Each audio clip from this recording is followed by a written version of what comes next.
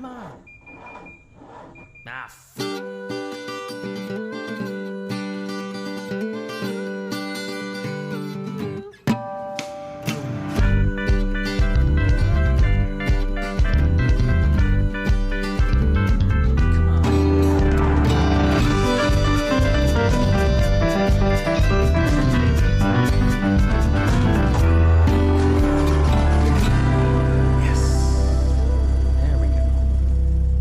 Good evening, everybody. Welcome back to a very special episode of the Check Engine Podcast. Nick and Tristan are here, two of your three regular hosts, but it's okay because we have an awesome guest with us tonight. Normally, we do these big, grand intros where we spend probably 2 minutes just introing the person before they actually get a chance to speak. And I don't think we're going to do that this time, not because he doesn't deserve it, but because really the only word that really sums him up is badass. If you've watched anything in IMSA lately, you've probably seen him on track. He's actually leading the IMSA GTD points with 2 rounds to go here in 2022. He's won championships in Trans Am. He's been a road course ringer in various NASCAR series. He has driven the Pikes Peak Hill Climb, won it in class. He has driven the Baja 1000. I don't know if there's anything he hasn't driven yet, but we're going to ask him. Please welcome Mike Skeen. Mike, thank you so much for joining us. Thanks for having me, guys. I'm glad we ran into each other at Road America a couple weeks ago. Completely by chance. Yeah. Through your better half. That's right. Yep. So we appreciate you jumping on.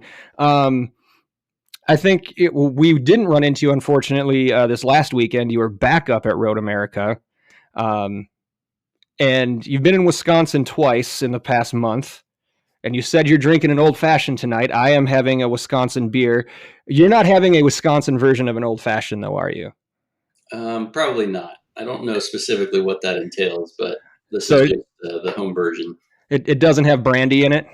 No. Got it. Yeah. So that is a thing, actually. Yeah. If you, Wisconsin old fashions are usually like brandy, and they're very, very sweet with muddled fruit and a whole bunch of other stuff in it. 7-Up, I think, goes in there. It tastes like candy. Depends on if you want sour or sweet. But yeah. Well, I'm Southern, so I like sweet stuff too. That's always good. There you go. It's funny because I used to coach a little bit with Natalie Decker, and her parents her family are from up there, and so. Usually we'd end up hanging out in the family RV or whatever in the evenings and had a few of their homemade old fashions, which I don't think had brandy in them, but maybe they just improvised since they were on the road or whatever. But they were delicious. Yeah. That's actually old fashions, I think, are quite controversial, at least when you get out of Wisconsin. I went into a speakeasy once in Nevada, in Vegas, and there's a whole old fashioned menu. And the guy asked where I was from, and I said Wisconsin. And he's like, "You guys don't make them right." Like he was very, very upset at brandy old fashions. But anyway, we appreciate you being on. You've been, like I said, been up to Road America twice in the last 3 weeks. This past weekend, not really what you wanted. It was a new team, right? A debut race for you guys. Yeah, it was kind of a late thing coming together, and not a group that I'd worked with before. It was a young kid that I was co-driving with from Oklahoma in a BMW M4 GT4 that they had picked up, and he's done some club racing and SCCA and Spec Miatas and stuff, and then they got this M4 and they're trying to move him up the ranks, and so. I got in touch through Louis Gelati, who's involved in kind of running the program. And so this was the first time I'd worked with him, and the kid's really good, really, it's got good speed. But just, new team jitters and stuff. We kind of missed a couple things in the weekend early on that hurt us a little bit. And then he had a wreck, which ended our weekend a little bit early, unfortunately. But hopefully I'll be back with them, and we'll try to rebound on that one. Yeah, it's always tough when you missed time and that kind of thing. I would imagine missed steps in the process always throw me off. Yeah, and first time you're working together with a crew and another driver and stuff like that. It's not a guy that I've worked with coaching before, usually in these pro-am pairings, it's kind of a guy that you've brought up the ladder a little bit and you've worked with him at test days and stuff. But this was the first time I'd met him at the event. And so just, finding our feet and working together and figuring out all those little details just take a little bit of time. And so, yeah, overall, it was, I think, a promising weekend. Like, we showed some pretty good pace and practice and stuff. And so even though we didn't get a result necessarily, it was good to work with them, and hopefully we can make it better down the road. So how do you accelerate that timeline if it's someone that like you've never worked with before? You mentioned normally you've tested with them or stuff like that, but when it's like you show up on a Thursday night or a Friday and you're shaking hands for the first time, how do you set those expectations, or I guess coach in that short window if you even can? Yeah, obviously, the more communication you can have before the weekend, the better. Even if you haven't worked together, just kind of getting a feel for goals for the weekend, and understanding like where that person's at in their progression and what they want out of the weekend is a big difference. If it's a guy that doesn't really care about result too much, he's just trying to check a bucket list item off and just wants to show up and do decent. That's a lot different than that.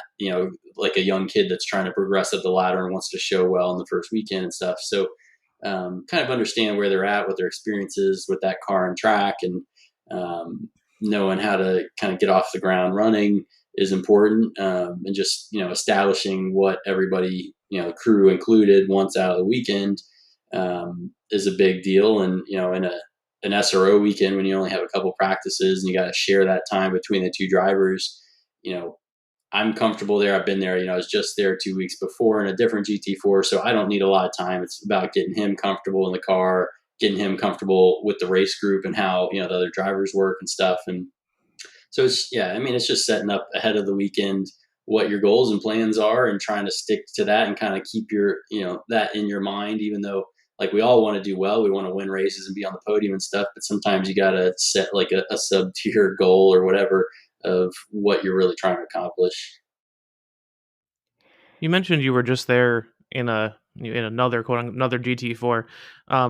How well do those experiences translate? Like, if you're in one class of car, is it just like, hey, I find time a little bit differently, but otherwise it's pretty much the same? Or is it just because you're familiar with both kinds of GT4 cars? You've already driven those cars before and you've driven the track before and you kind of put it together?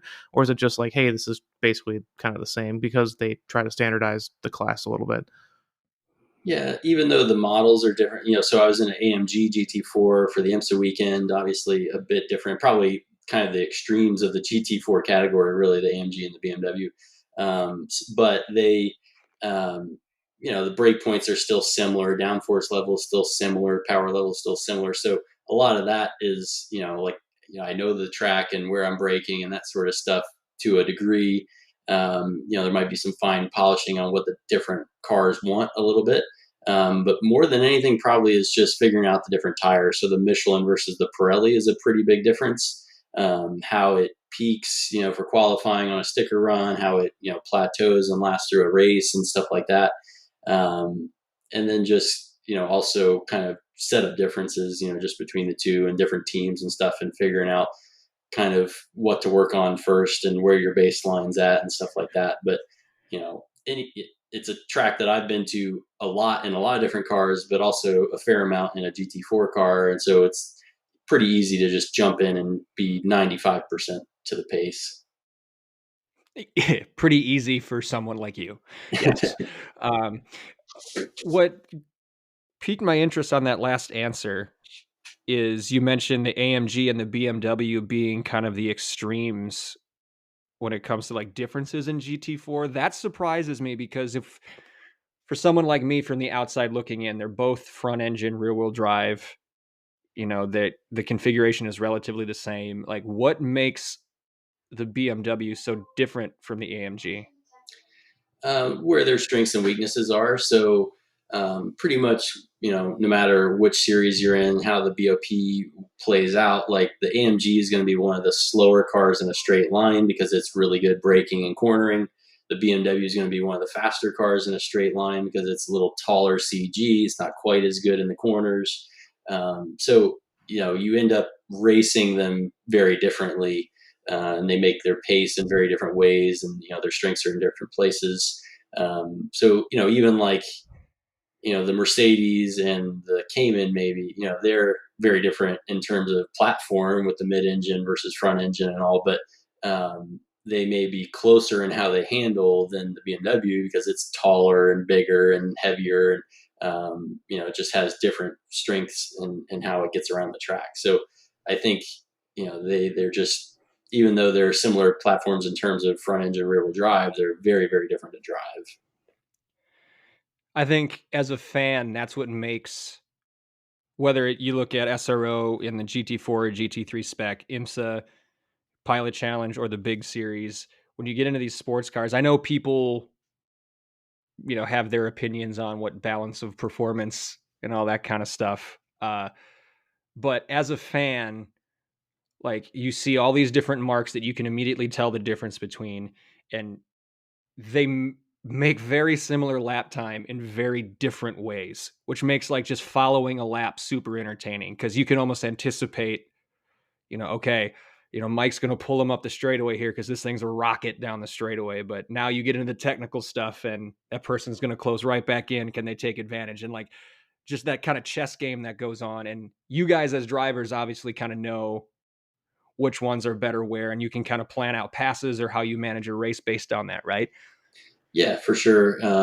And it plays a big difference in how the tires degrade and stuff like that, and which cars, where the weight is and what how they put down power and stuff makes a big difference. And I think that's even more true in the GT4 cars compared to the GT3s because they're a little bit closer to the street car, so they have a little bit more of that inherent characteristic from the street car. Whereas once you get to the GT3 level, that waters down a little bit more towards race car, and everything gets even a little bit more close. So even the front end, like in the GT3 Mercedes, it's 52% rear weight because the engine's so far back. You have a transaxle in the back, so even though it's front engine, it's 52% rear weight because that's what you want for the handling. And so all the cars are like that, where they start to get a little bit more similar. Just because of what the ultimate performance goal is. But that hood is a mile long. Yeah, well, that's because the whole engine is behind the center axle of the front axle. And then like a Corvette, you got a torque tube to the back with a transaxle, so you got quite a bit of mass in the back there. That's interesting. Yeah, and drivers basically sitting on the back wheel, and the fuel cell's back there. So it's the Mercedes guys. They know what they're doing. I mean, everybody now, all the customer programs that are designing cars, they know what they're doing. There's a lot of evolution now that's come into where we're at, and several models into these GT programs. They're pretty well dialed. So you bring up GT3. That's a good transition point. We're interviewing you the week of the VIR IMSA event, which is the second to last race of the year, and you and your teammate leading the GTD points. A consistent year. You haven't necessarily had the peak of the top step yet, but you're always there. And with the team that they may have been around a while in like club racing and regional stuff, but a team that's relatively new to the IMSA ranks, at least that I've seen. One, how did you guys get so competitive so quickly? And ask him to share his secrets, man. Come on. Yeah, is your mindset now going into essentially a championship run here with 2 races left? Like, are you adjusting at all, or is it still just 100% go? Yeah, I think the focus is still the same. I mean, it's frustrating that we haven't got the win yet, and for sure we'd love to have one. And I think VIR for me would be an awesome place to do it since it's kind of the home track. But the last 2 races for sure at Lime Rock and Road America, we were in contention for a win. Should have had a strong podium at least, and just caught yellows wrong or whatever. Had some bad luck that didn't fall our way. And so the performance has been there, and you can argue that maybe we should have had more podiums or some stronger finishes in there. But we have had that consistency that's kept us up at the top of the points table, which is important. But it's always nice to get trophies too. So For me, this weekend would be awesome to go and get that. Not just a home track, but one of my favorites on the calendar just because it's so fun. But would love to go secure that and give us a little bit of a buffer going into Petite, because a lot of things can happen there with prototypes trying to pass in S's and stuff. You never know when you might be a bumper car for one of them. And so we'd like to have a little bit more of a safety margin if we could. But there's a lot of really good cars in GTD that are right there nipping at our heels and have been, the last several races. So it's going to be tough for sure. You mentioned VIR was your home track. I had assumed that based on what I had seen in the background there. Although, I mean, I guess Nick, this isn't true for you. So I guess we don't race there, but we consider Road America our home track. But he does, so I can't say that. We always like to hear how it compares. For everyone's favorite. You always hear the boilerplate whenever IMSA's at Road America about, oh, this is a great track and people love it, and it's kind of like the hello fill in the blank city at a rock concert. It's kind of hard to believe. So I always personally like to get the opinions of anybody we have racing, as to how Road America stands up to their favorite track if it isn't. You mentioned that VIR is probably yours, and I think that's entirely fair. Having been there and having it probably be your local track, I don't think that's I don't think we can take that too personally. But how does Road America stack up to VIR? Road America is definitely high on the list, and for me, also like the whole weekend as a whole is always fun there because the Elkhart Lake's fun, and it's got so much history there, and so the environment is really cool. There's always a ton of fans, which is a good time, and it makes for good racing. To me, it's not the most complicated track because it's a lot of straights, 90-degree corners. So it's not the most technical, although then you have the carousel and the kink, which kind of makes up for a lot of that lack of, like you got these big ballsy corners that you really got to commit to. And so that separates and adds enough level of difficulty that you can kind of separate yourself as a driver compared to other people. And like I said, those big straights and braking zones make for really good racing, which I think is something that lacks at VIR. It's a track, that I love driving the lap. It's really technical, got great elevation changes in good places and stuff.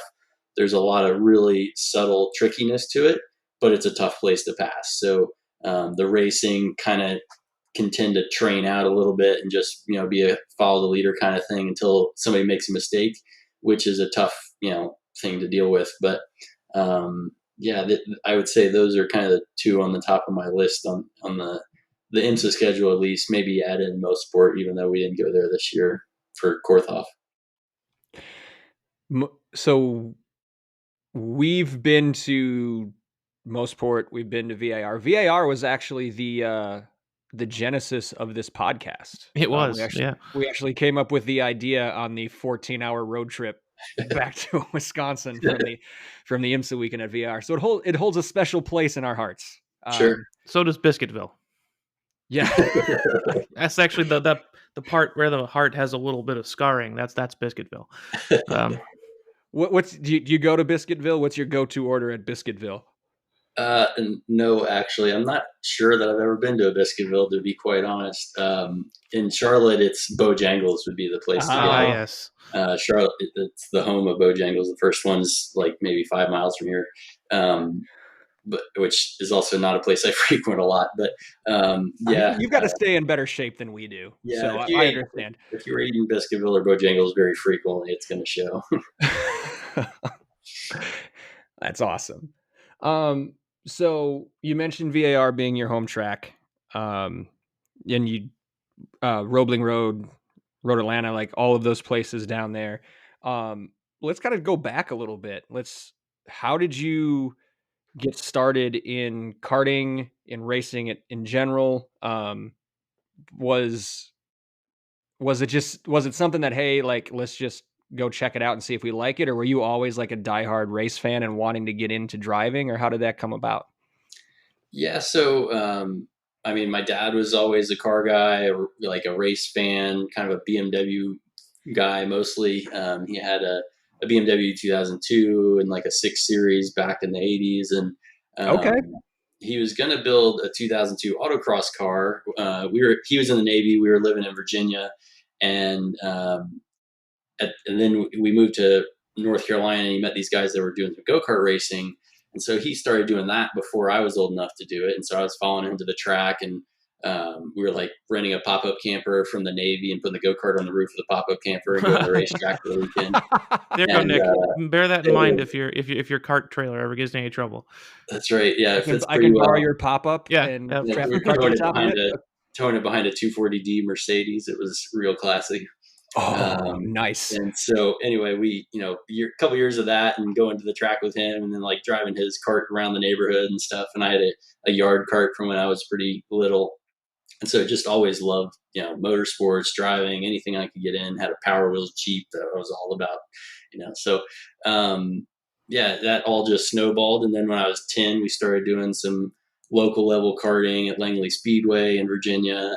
And then we moved back again to North Carolina about the time VIR was getting renovated and reopening. And so I, would go up there, watch. I remember going and watching Trans Am, watching, Grand Am back in the day, and then started doing some track days as soon as I was old enough to get a license, and got into NASA Spec E30, built myself a little E30 BMW to run that. Met, a bunch of people through that, and also did a show on speed about the same time, a couple years into that, which got me a lot of exposure, and met a guy that wanted me to race his car. That was when Trans Am was just coming back again, in like 2008 or 9 maybe. So drove that, and that was kind of my first big thing, big car. Like I went from a 150 horsepower Spec E30 to a 850 horsepower two frame Corvette Trans Am car, and just a little jump. A little jump. And then had a really good showing in my first race at Road Atlanta in that series, and that really, I think, started the ball rolling for me, kind of down the pro, avenue, where I started meeting some guys and getting rides in bigger cars and leading to World Challenge and stuff like that. So I don't want to bogart this whole thing, Tristan. I know you've got questions too, but you probably have better questions. Let's be honest. But I've got 2 follow-ups for that. I read about the show setup.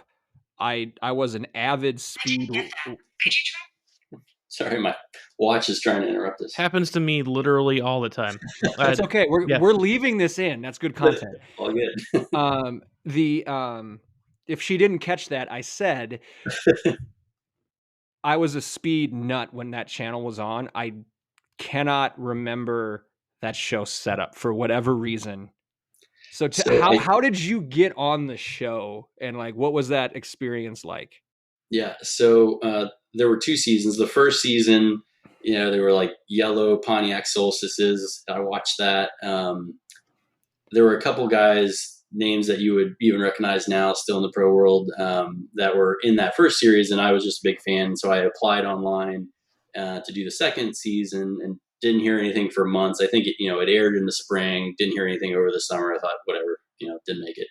And then I got a call like maybe early October or something, or late September, and they were like, "Can you, be out in LA in a week with somebody that can spend a whole month with you to shoot this thing?" I'm like, holy shit! Like, how do I come up with it? And so fortunately, made all that happen. Found a good buddy of mine, Ryan Brenneman, that was able to, he's kind of self-employed, could take the time off and go out there and be my crew guy. And so we go out there with really no idea what we're doing, and show up with, like 100 other people that are trying to do the same thing. And they do this little karting runoff and select, I think, 30 or 40 people that are going to make the first episode of the show at least. And then they select like 24 to be in the cars for the most of the season, and they just kind of eliminate as you go. And so, it was pretty cool. Still a couple of guys from that season too that I was on, Chris Pry and some others that were still went on and did a little bit of pro racing stuff, and it was a lot of fun. It was basically a month of work on a car, race a car, work on a car, race a car every other day. So it was a lot of seat time and camera time, and it was a cool experience. So how do you ask somebody, hey, just take a month from whatever you're doing starting next week? Like, do you have like a Rolodex of, like, do you go through your phone and you're like, okay, that person, no, that's not going to do it. Like, How does that happen? It's basically just thinking through all the crazy car idiots that I know, like who has, their own job or no job or whatever that can, just go and be a hooligan for a month. And, and we didn't know if it was going to be a weekend or a month. At the start of it, didn't know if I was going to make anything, but, it was really cool. So actually from the BMW stuff ahead of time, like I had messaged a bunch of friends that were out there, or friends of friends, looking for a car. So I didn't have to rent a car for a month out there. And some guy lent me a 745 BMW, which is like the old 80s turbo. Yeah. And he 5-speed swapped it. And so that was our rental car for the month. And it was just, a fun experience. We got to spend a lot of time out there in LA, and mostly at streets of Willow and Horse Thief Mile and stuff at Willow Springs, but it was a good time. That's awesome. Tristan, I'm gonna step back for a second because I could just go all night. Well, I don't have a slick segue for this one, but it's probably the most pressing question that I have, and I'll follow up with the second one. It's probably like asking you to pick your favorite child, or you can't answer this because it's some kind of contractual thing. But what is your favorite series to race in? Because we know we've got our favorites to watch, and our listeners all have their favorites. And it's interesting usually when we're talking to you race folks, which one is your favorite series. It's often unexpected, or at least the reason why is unexpected. So I love that question. As soon as I saw the giant menu you had to choose from, I knew I had to ask that question. Yeah, I mean, that's a super difficult question to answer. I guess I would say of the things that I'm racing this year, so IMSA, SRO, TA, probably the TA2 car is kind of my most enjoyable because the racing is so tight. The cars are a blast to drive. There's no driver nannies or anything. It's a H-pattern gearbox. They're kind of in between GT3, GT4 speed, so pretty quick car. Very simple car, but also like you can race really close because they're cheaper than GT4s and GT3 cars. And they're not made of all carbon fiber and stuff. So, it's not $100,000 if you knock a dive plane off. And they make for some great racing. And so I really like that series. Unfortunately, it's only part-time for me this year, doing like 6 races, I think, over there. But it's a blast to drive. And then looking broader, I would say it's kind of like the events that I do just here and there. Like it's so fun to do the Xfinity or NASCAR road races. That's a freaking blast. It's kind of the same thing, TA2 on steroids. And then like Pike's Peak is so freaking fun. Baja was a blast. That stuff that I don't get to do all the time is what I would love to do more of, but it's just hard to put together. I don't know where to go from there because there's so many things I want to touch on. Like, go for it, Nick. Okay. So let's start with Trans Am because that was the first thing you mentioned. I don't think there's a lot of people who listen to us that are really familiar with Trans Am and what a beast of a car those things actually are. Like, and you mentioned it, right? You jumped from a 150 horsepower M30 to an 850 horsepower Trans Am car with an H-pattern shifter. Like, just can you describe to like, and this is an audio medium, and I know you have a YouTube channel where you've got onboards and all that cool shit, but like, can you describe to someone what it is like to sit in a Trans Am car and just rocket one of those things around? So the TA car specifically, which is different, the TA2 is what I'm racing this year, which is more like the slower spec version, but it's still fast. The TA version is more like GT3 speed in terms of lap time, except that it's all straight line. The brake zones are way earlier. The corner speeds are not as high as a GT3, but the top speeds at like, Road America, VIR, Road Atlanta, any of the big tracks is going to be like 185, 190 in a strong car. Jesus. And sometimes higher than that at Daytona. They're 207, 210 going into turn 1. So you don't get that kind of acceleration in anything else, even a Cup NASCAR, this time, this period of time. So they're definitely the highest horsepower road course car you can get in, other than like some crazy time attack, whatever that'll last a lap. But it was the first car that I remember looking at the data and seeing like, 0.7, 0.8 G of acceleration, straight line acceleration at the end of the straightaway. That's like what you get in second or third gear out of, slow corners in like a GT3 car. And it just keeps pulling all the way down the straightaway. And, when I ran them at Road America, I remember specifically looking back at one of my videos, drafting a guy up the front straightaway, and, he's over blocking by the pit wall. So we're inches from the pit wall going up across start finish, and you can't see the banners on the side because they're blurring by so fast, at the end of the straightaway. It's just hard to describe that kind of speed. And then also the challenge of like, how do you stop that thing? Because it's got smaller brakes, it's got less downforce. It's just a huge challenge, which I like. I think that's what's lacking a lot now in all the new cars, is they're just too easy to drive with all the nannies and the slower speeds. Like, you can get in and, a lot of people can get within 90%, with a little bit of practice. And it's really hard to do that in a TA car or something. So it makes you like do everything right, more so than the new stuff. To that point though, about the new cars being easier to drive or easier to get in the window, I mean, a lot of it is targeted towards those bronze drivers, right? That are going to be bringing most of the funding. Am I right? Yeah, for sure. Yeah. And it also is, more appealing to teams because they're easier cars to run, and there's a lot of advantages to those cars. But to me, the thrill of driving a TA car or even a TA2 car is pretty high, and even for the bronze guys, I mean, there's a lot of gentleman driver guys that are running in TA, and maybe they can't get 100% of that monster, but still the thrill of driving that thing at 90% is pretty freaking high, So yeah, I think even, there's a lot of appeal even to those guys to me. Tristan, got anything? I could keep going. No, I don't want to interrupt your flow on that one, because my next question is kind of unrelated to that. So if you've got more questions about that, the answer that I kicked off, by all means, keep it rolling. No, my next thing, what you mentioned NASCAR, and I just wanted, like, you've been brought into different, as like the road course ringer, as it were.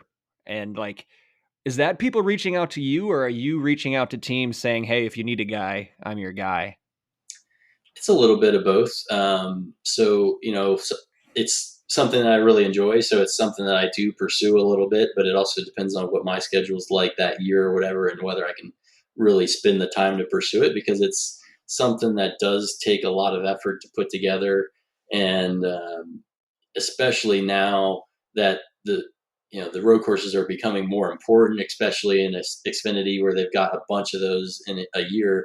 Now they're putting a lot more effort into that, and they do have to do it well to stay in the points and stuff like that. So, it's something those guys are doing a lot better. It's harder to go in as a ringer and just one-off do really well with a back marker team or something.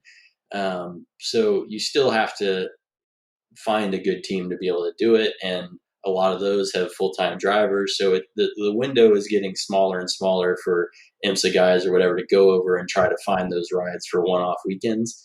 But it's something that's a lot of fun to do, and something I'll certainly keep doing on the side as I can. All right, go ahead, Tristan. All right. So among the things that you've listed as, some of your favorites, which was a surprise because I had questions about them, and a pleasant surprise, was, so you've got kind of, you've got TA, you've got World Challenge, you've got IMSA, you've got even, NASCAR road course stuff, karting. It's all kind of different flavors of the same ice cream, where you've got, it's all road course, car stuff for the most part. And then you've got Baja. How did that happen? It feels in my gut like there's a story there. You can tell me, nope, I just did it once and there wasn't a story, but I feel like there's got to be a story about how you got roped into that and then loved it. Yeah, a little bit of a story. So when I was running World Challenge from like 2010 to 15, I think it was basically with the same sponsor, Carlisle Companies. They had a couple different brands like Hawk Performance and Krager wheels and stuff that were on the car at various times. But they also had a business with doing like ATV tires, UTV tires, stuff like that. And did a lot of business with some of the guys that were selling Baja parts and supporting a lot of these teams and stuff. And fortunately for me, some of the CEO and some of those guys were really into the Baja stuff and had gone down a couple of times and run it. And so I got the invite and was, just jumped all over it. It looked like a blast, and we went down there. And I've done it twice. The first year we did it was in a class 1 buggy, which is like the big buggy, the LS in the rear and sequential and stuff. Pretty legit thing. And it's totally rad to drive, but also like you're going up against these big, like well prepped teams, and you got to be spending $1 million to do it really well. And these guys are doing it every year. And so I Jesus. knew we were just going to do it and have fun. And we did. We had a blast, but weren't super competitive. And then the year after that, they were like, all right, we want to go like try to win something. And so we moved to Class 18, which is or was, I think at the time, an unlimited UTV side by side. And so you could, you had to use the engine and drivetrain basically, but you could build anything you wanted around it. So they had this tube frame buggy with, much bigger tires and travel and stuff. And it was, pretty big overdog car for the class, to be honest. But we went out there and won it, and it was awesome. A little bit, a lot different to drive, honestly, because it had, much less travel to the class 1 car and stuff. And so the really big whoops, like, you see on the highlights with the trophy trucks going over 100 miles an hour, like those things are 3 feet tall and 10 feet apart and stuff. And so you got to have a big rig to be blasting over those. And so in the short wheelbase, smaller buggy, you're just like bouncing over these things. And so it was a more drawn out process. The average speed's a little bit lower, but it was a blast to be in something that we could be competitive with and race for the win in. So what like skills from road racing, pavement road racing, could you take with you that applied to a Baja buggy? And also, did you wear a mouth guard for those whoops? No mouth guard, but fortunately, pretty good suspension, but still pretty rough. As far as skills stuff, I mean, all the car control stuff is the same. It happens lazier. You're like the things move slower, but moves more. You get more yaw and stuff. More sliding around. I think the biggest thing to figure out is like how to take jumps and how to use the braking, because you get so much dive, so much rearward, squat when you get on the gas and stuff. Like there's a lot of vertical movement in the suspension, obviously. And so figuring out like, all right, I got to brake before this obstacle because I got to be on the gas whenever I go over, anything basically, because you can't be braking into like a whooped up churn or whatever. You've got to like brake kind of ahead and then gas it up a little bit through the corner so that the suspension is up and free and can kind of absorb that, stuff that you're trying to get over. And so all of that kind of stuff is a lot different, obviously, but like all the vision stuff, looking ahead, planning lines, like all that still applies. And honestly, like I apply, or would say it's a lot similar to, mountain biking, which I do a lot too. Like it's picking lines over obstacles when you've got several different places you can go with it and kind of, picking what the least worst obstacle is to hit, Least worst. So is just in general, is that kind of, the vision and the things you mentioned about, the things that kind of hold over, is that how you can just adapt to so many categories so quickly? Like you can jump from a GT4 to a Trans Am to a GT3 to a Cup car to a Baja buggy because these 1, 2, or 3 things will always hold true no matter what you're strapped into. Yeah, I think that practice, the seat time with a bunch of different platforms is extremely helpful. And it's something that I didn't necessarily try to accomplish, but it's kind of lucked into by coaching a lot of people early on and getting in a bunch of different cars. And, I did, a few different programs with different track day groups and stuff where I'd like just jump in a car, do a data lap, and come in and jump in another car and do a data lap. And so like I would end up sitting in a bunch of different cars in one day and try to, maximize the performance in 3 laps or whatever. And so that practice, even though I wasn't really trying to accomplish anything specifically other than make a buck and make rent or whatever, was, good practice for learning how to manage different platforms and stuff. And so, yeah, the physics is all the same essentially. There might be more movement in a stock Corvette versus, a spec Miata or whatever, but like it's really just managing what does it want for inputs to get the same result. Got it. Makes a lot of sense when he says it. I bet it's harder than that. So yes, it's always harder than it looks, I'm sure, Tristan. Go ahead, Tristan. What else you got? For me, I was raised. I know you mentioned like your dad was, BMW guy, and for me, it was always an Audi Volkswagen guy. Was my dad. That's how I got, my start in cars. Was he told me, hey, the R8 race car is coming to our local Audi dealer. You want to go look at it? And immediately was like, this is the best thing ever. I had never been into cars before that. I'd never been to racing before that. Nick was always like, oh, I've got this, thing I got in a cereal box. It's a race car. Give it to Nick, whatever it is. Like, cause he was always a racing guy.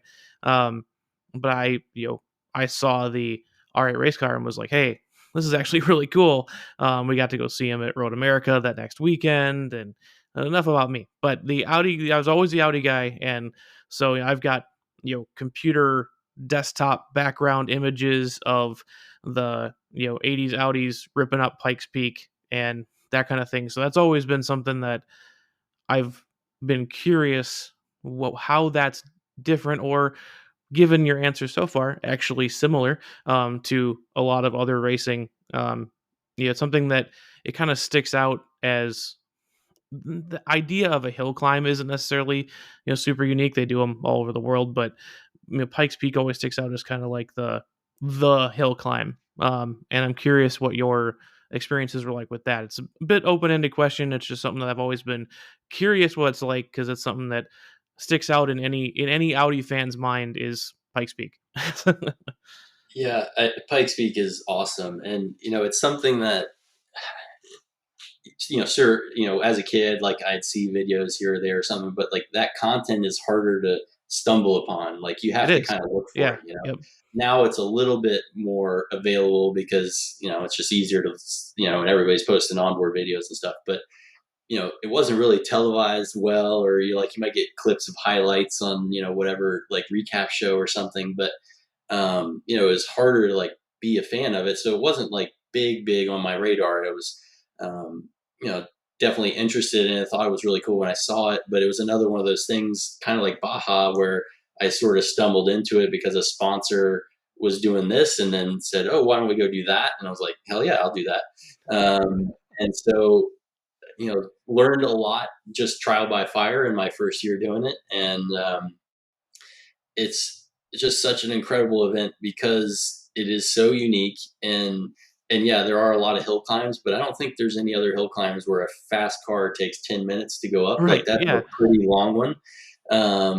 And so just the sheer size of it all, and like all that, and the logistics of getting trucks up there and like all the other stuff that goes with it is very unique. And then the length of it, like even though it's a 10-minute run, it's like an endurance event because you're there all week and you practice from like 6 a.m. to or 5 a.m. or whenever sun up is to 9 a.m. because you have to get back off the mountain so they can open up for like regular tourists and stuff.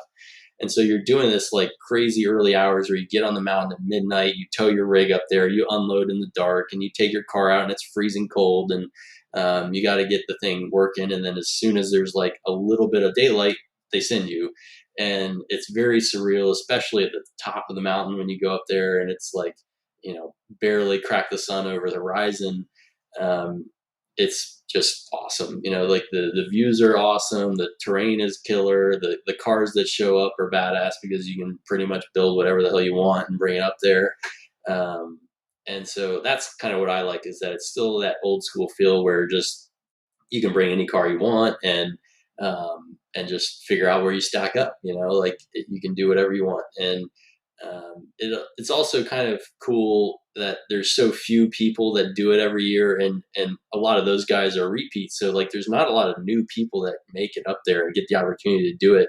And so to kind of get into that, brotherhood or whatever, like that you meet all those guys, these legends like the Millens and stuff up there. Yeah. And like, holy shit, I'm sitting here like all day on, after the race, everybody just sits up there in the gift shop hanging out and eating donuts or whatever, and so you're like sitting there with these legends and you're like, wow, I'm in this little group.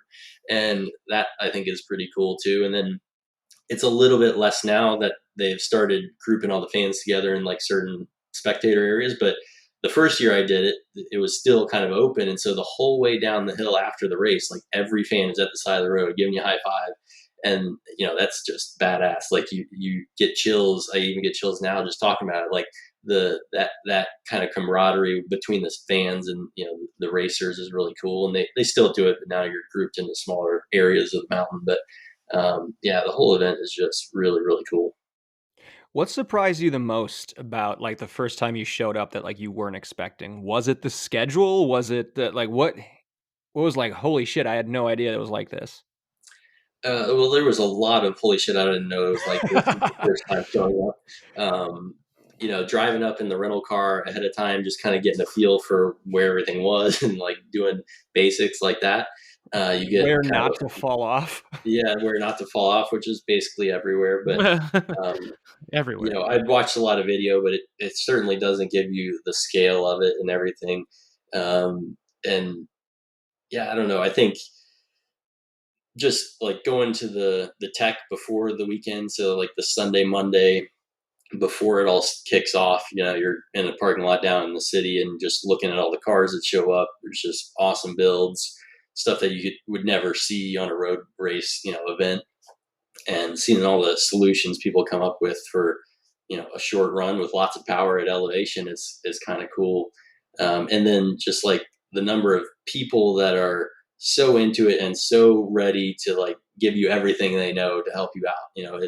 It's still kind of that club racing feel where it's not like in the pro paddocks, like we, hold our cards close to our chest and don't really tell anybody anything, but like, it's still there, very open and like, yeah, you need this and do that. And, everybody will help you out. And if you need something, they'll help you. And like, a lot of times people are having problems throughout the week and, other teams are helping repair stuff during the day and like, or tune stuff. And so it's a very tight community, I think, and makes it a very fun event.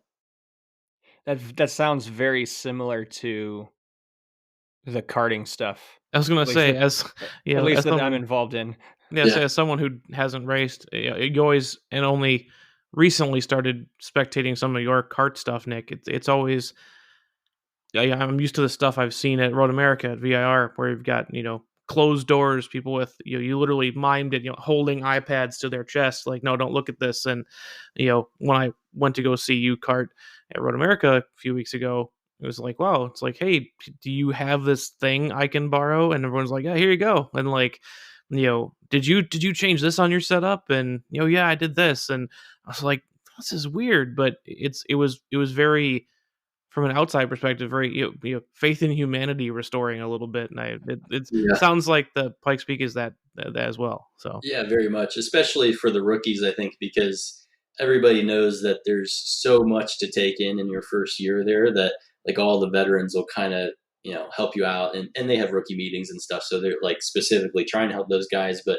there's a lot of people that will take you under their wing without even asking and just say, all right, you need to figure this out. You need to do this, they'll take you up the mountain in the rental car and say, watch for this, look for that. This turn looks like that one, but you'll die if you go off the end of it. And so like, there's a lot of like Dave Karapetian is a guy from Rally Ready down in Texas that I met that first year and was, very helpful in his whole team with getting our team, which was just a couple of guys prepared for like, when do you need to get up there? Like, how early do you need to get in line to be able to make it through and get unloaded in time? Just stuff that you can't read in a pamphlet ahead of time to know. They're very helpful.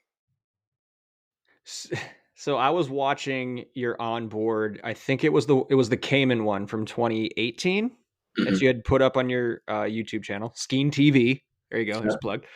And I'm watching this, and you had mentioned it a couple times, kind of offhand, like, don't go off here, you'll die. But I'm watching this thinking, if he's an inch and a half off, like, this is going to get really bad. Yeah. And I was trying to think of a way to equate it, and I'm sure this isn't very close at all, but I'm just trying to get into that mindset. I've heard people, when they're talking about like running a street course where there's no room for error because the wall is right there, they say, hey, I don't focus on where the wall is at. It's just a dead focus on hitting that apex, putting my tire, my inside front tire right here, accelerating here, up, and like just block the wall out. That's the only thing I can think of, is like block the edge of the cliff out and just focus on, like, is that how essentially you guys get up the hill? Yeah, pretty much. You kind of have to ignore what's off the course, but unlike a street course where, you hit a wall is a bad, outcome, but it's not as bad as falling off a cliff. So it's not, good to hit a wall on a street course, but also like you might have a minute and a half long lap or whatever on a street course and 10 turns or whatever to remember. But the Pike's Peak course is about the same length as the Nürburgring Nordschleife. It's like 150, 60 corners, which is about the same as Nürburgring. And so you've got this like really long track to memorize, and a lot of the corners look really, really similar, but end up different, So you definitely have to know where you are and what's coming next to plan, if you want any kind of speed up the hill. So it can't be just purely drive by sight, because there have to be some corners where you're like, all right, I'm at the apex on this one and it's flat through the next hill or whatever.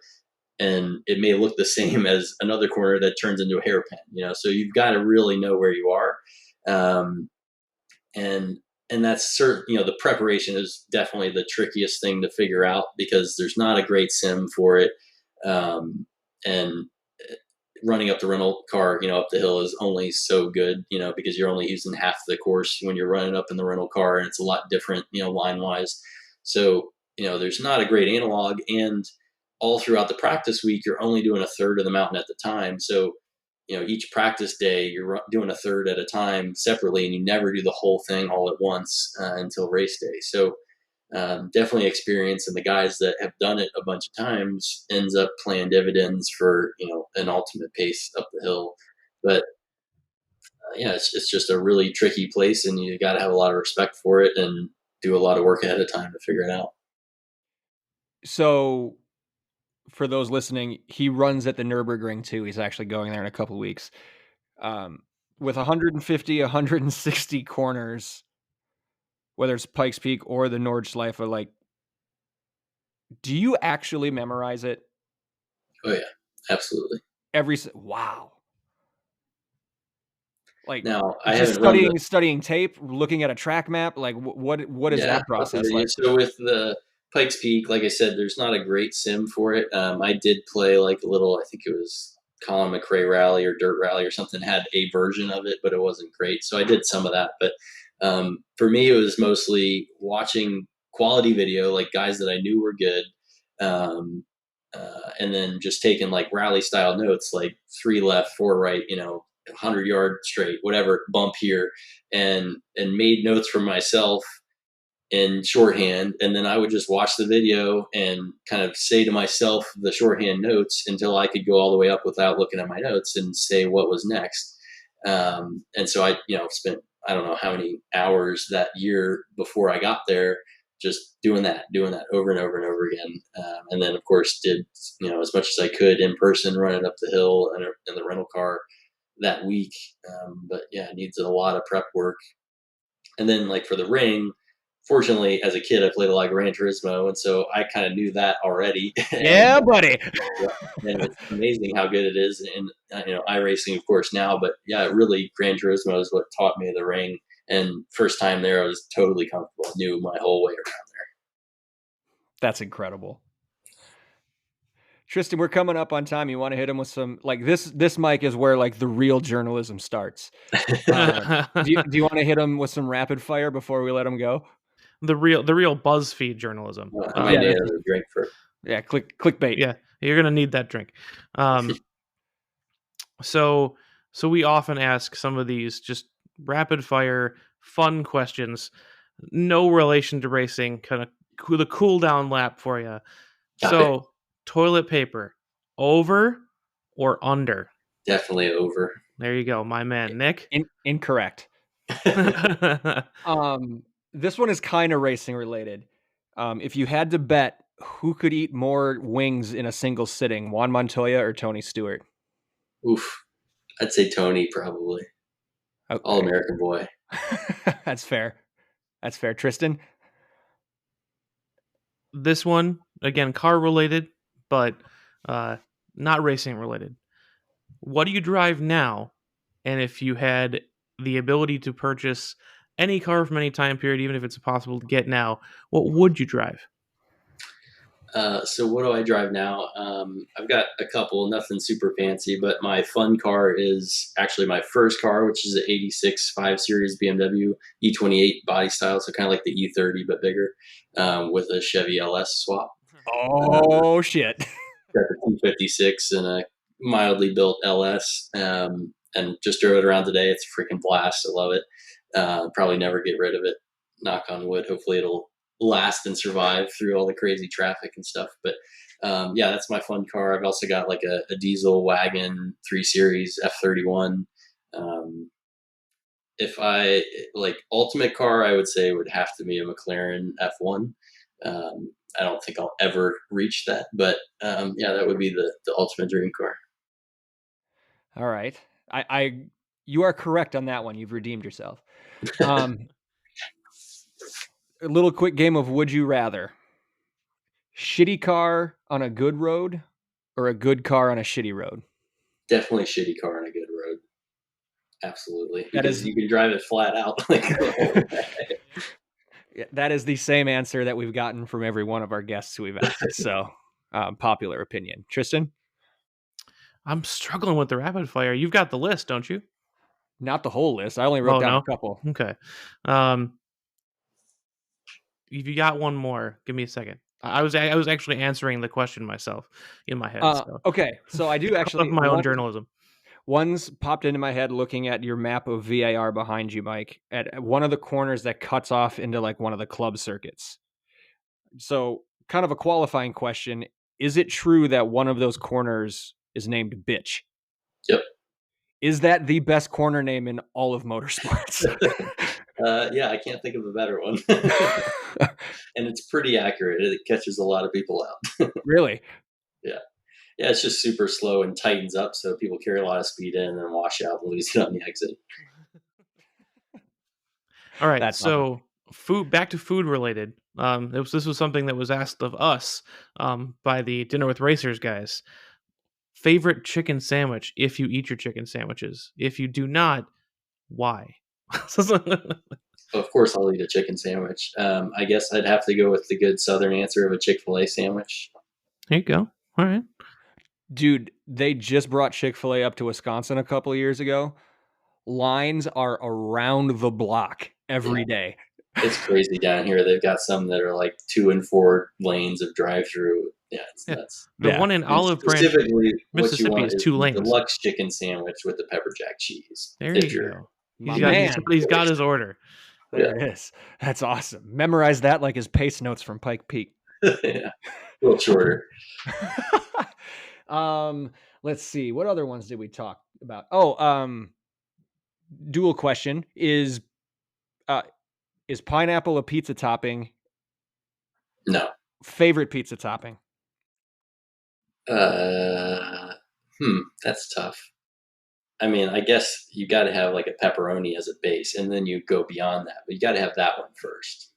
Okay. Tristan? I think that's as good a place to stop as any. I mean, he agreed with me, so I think we can wrap it up there. Well, awesome.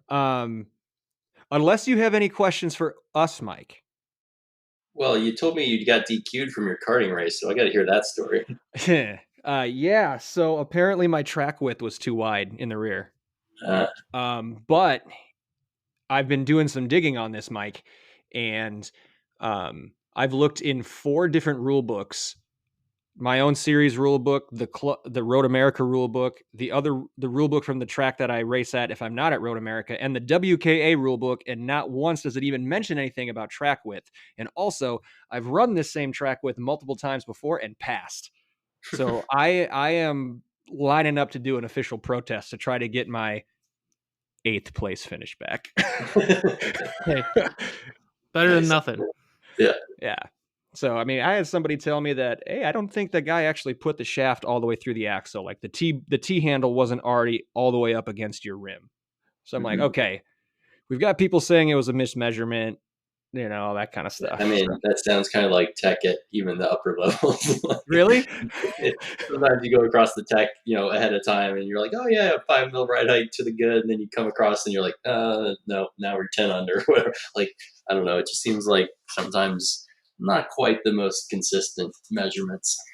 Weight is a big thing, obviously, in karting, right? The weight minimum. The adventure for us is the calibration on the scales. Yeah. For between different tracks, because I'll be, our minimum weight is 380. I'll be, 384 after the feature at one track. 2 weeks later, we'll go to a different one, and I'm 377. I'm like, I did not lose 7 pounds in 2 weeks. Yeah. Like, I guarantee you that. Like, so now I have to find weight just to be legal. Yeah, that's always a fun adventure. But any other questions for us? Or let's give the folks who have listened this far, where can they find you on social media, on YouTube? Like, how can they get a hold of Mike Skeen or just see what you're up to? Yeah. So pretty much all the social is at Mike Skeen Racing. Instagram is where I post most stuff. And then Skeen.tv or at Mike Skeen Racing on YouTube. Got tons of onboards there from years and years and years. So you probably could not watch all of them if you tried. Nick's gonna try now. I'm gonna try. Challenge accepted, Mike. I'll keep you posted on my progress.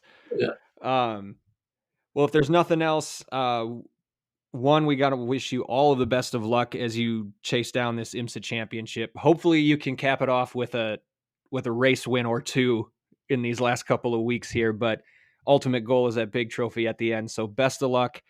We cannot thank you enough for taking an hour of your time with us in the midst of all the other things you have going on. So thank you very much. Absolutely. Thanks for having me on, guys. Awesome. And we thank you listeners as well. We cannot wait to do this for you again. Until then, take care.